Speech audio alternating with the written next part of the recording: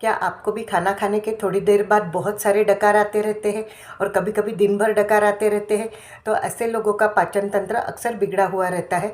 इसीलिए ऐसे लोगों ने डकार का आना बंद हो, इसके लिए हर रोज़ सुबह उठते ही और शाम के वक्त में आधे नींबू के रस में आधा चम्मच अदरक का रस घोल के इसका सेवन करना चाहिए और तुरंत ऊपर से 1 गिलास गर्म पानी का सेवन करना चाहिए। पानी उतना गर्म होना चाहिए जितने हमारी चाय की टेम्परेचर रहती है। इस तरह से 2-3 दिन के निरंतर प्रयोग से और हर रोज़ रात को सोते वक्त 1 चम्मच त्रिफला पाउडर भी गर्म पानी के साथ लेना है। इस तरह से निरंतर प्रयोग से 2 या 3 दिन में ही आपके डकार आने की समस्या पूरी तरह से खत्म हो जाएगी।